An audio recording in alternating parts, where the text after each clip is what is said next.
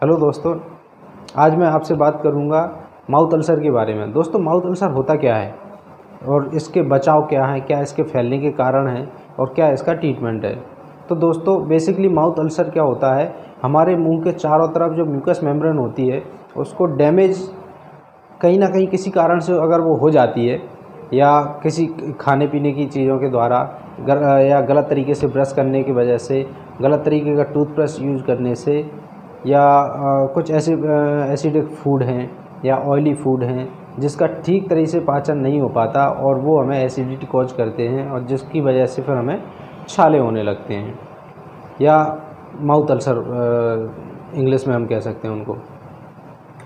ये कई बार कुछ बीमारियों के कारण होते हैं, जैसे कि आपका डायरिया हो गया और कॉन्स्टिपेशन हो गया, एसिडिटी हो गई, या मानसिक तनाव हो गया, स्ट्रेस की वजह से ये फैल जाते हैं।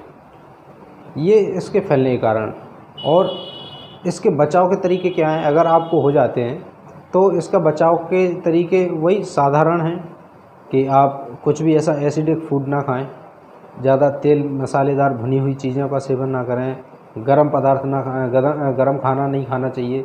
और आपको ध्यान रखना है कि जिस बीमारी से ये हुए हैं पहले उस बीमारी को ठीक करना है। अगर सपोज ये डायरिया के द्वारा हुए हैं तो हमें डायरिया का ट्रीटमेंट लेना पड़ेगा। कॉन्स्टिपेशन के द्वारा हुआ है तो कॉन्स्टिपेशन को ठीक करना पड़ेगा। एसिडिक की वजह से है या दिमागी स्ट्रेस की वजह से है तो उसको पहले हमें अपने डॉक्टर से मिलकर या फार्मासिस्ट से दवाई दिखा के आप ले सकते हैं। उसके बाद में आपको ठीक हो जाएंगे। इसमें घरेलू में अपन क्या कर सकते हैं, घरेलू उपचार में हम यही सलाह देंगे कि अगर आइस जो बर्फ़ होती है उसको थोड़ी देर तक मुंह में रखेंगे तो उससे आपके दर्द में राहत मिलेगी। और कुछ ऐसे जैसे दही है, दही को आप खा सकते हैं, या मान लो कोई भी ऐसा पदार्थ जो नॉर्मली इरिटेशन नहीं करे, ठंडक पहुंचाए और एसिडिक ना हो यानी खट्टे पदार्थ ना हो, वो आप ले सकते हैं।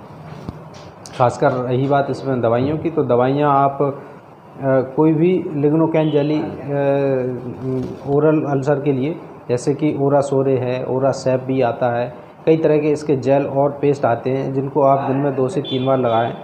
और साथ में यह कई बार विटामिन की कमी के द्वारा हो जाते हैं तो आप बी कॉम्प्लेक्स, बी कासूल या कोई भी ऐसा प्रोडक्ट जिसमें बी कॉम्प्लेक्स मात्रा में हो, जिंक हो, कैल्शियम हो, ये पदार्थ जिनमें होते हैं, एलिमेंट जिनमें होते हैं, तो आपकी बीमारी को ठीक कर सकते हैं। दूसरा, कुछ अगर घाव ज़्यादा गहरे हैं तो आप एंटी डायरियल टैबलेट है, एंटीबायोटिक टैबलेट है तो एंटीबायोटिक भी आप ले सकते हैं, जैसे कि एमोक्सिलिन है या डॉक्सीसाइक्लिन है। तो ये आप सुबह शाम ले सकते हैं 250 और 500 mg में। अपने फार्मासिस्ट या डॉक्टर से संपर्क करके उनकी सलाह के अनुसार आप ले सकते हैं। और इसके अलावा जैसे अगर मान लो ये एसिडिटी के कारण हुआ है तो पीपीआई जैसे पेंटोप्राजोल है तो इसको पेंटोप्राजोल या रेइप्राजोल या रेनिटिडिन, इसको तीनों में से कोई सा भी एक आप चूज़ करके खाली टाइम उसको ले सकते हैं। इससे एसिडिटी कम हो जाएगी, आपका जो लेवल है एसिडिटी का वो कम होके अल्सर को ठीक होने और घाव बनने में थोड़ा सा हेल्प कर सकते हैं।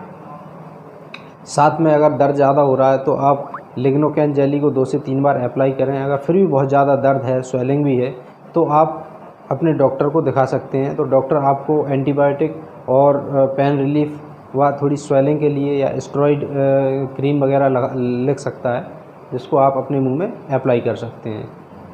तो दोस्तों, ये था आपका ट्रीटमेंट।